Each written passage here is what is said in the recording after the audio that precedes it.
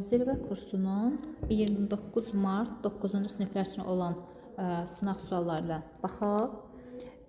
Belə ki, başlayaq birinci short textdən 5-ci sualla. Belə ki, 5-ci sualımız short textlər çox rahatdır. Gördüyünüz kimi, Dear Anar, I cannot come to school today because I am sick, I have a fever and my mother will take me to the doctor. I hope to return tomorrow. Əziz Anna, mən bugün məktəbə gələ bilmədim, çünki mən xəstə idim. Mənim qızdırmam var idi, anam mənə həkimə götürəcək. Mən ümid edirəm ki, sabahları qayıdacam.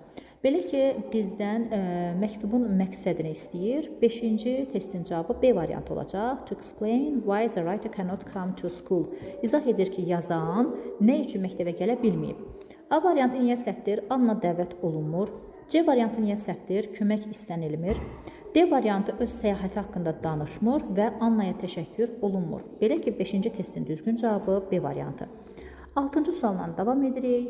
Tom likes sport very much. Every morning he wakes up early and goes running in the park. On weekends he play football with his friends. Tom deyir, idmanı çox sevir. Hər səhər o erkən durur və parkda qaçır. Həftə sonları dostları ilə futbol oynayır. 6-cı testin düzgün cavabı C variantı olacaq. Tom enjoys doing sports.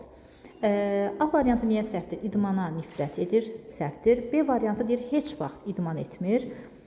D variantı deyir, ancaq evdə, yalnız ancaq evdə məşq edir, oxuyur. Y variantında deyir ki, Tom sleeps all day, bütün gün yatır. Ümumiyyətlə, şagirdlər nəzərinizə çatdırıram ki, xüsusilə 9-cu sinif şagirdləri only sözü istər dim testlərində qəbulda çox təhlükəli sözlərdən biridir və bu sözə çox diqqətlə yanaşılmalıdır. Belə ki, 6-cı testin düzgün cavabı C variantı oldu. 7-ci sualla davam edirik. Dear Mr. Brown, I am grateful to you for helping me with my English homework yesterday. Your explanation helped me understand the lesson better. Əziz cənab Brown, mən sizə təşəkkür edirəm. İngilis ev tapşırığında dünən mənə kömək etdiyiniz üçün. Sizin izahınız məni dərsi başa düşməkdə daha rahatlaşdırır. Belə ki, 7-ci testin düzgün cavabı C variantı olacaqdır. Thank the teacher, müəllimə təşəkkürdür. A variantı niyə səhvdir? Complain, şikayətdən danışılmır. B variantı partiya müəllim dəvət olunmur. D variantında daha çox ev tapşırığı soruşmur. Y variantında sağollaşmır. Belə ki, 7-ci testin düzgün cavabı C variantı olacaq. Növbəti sualımızdan davam edirik.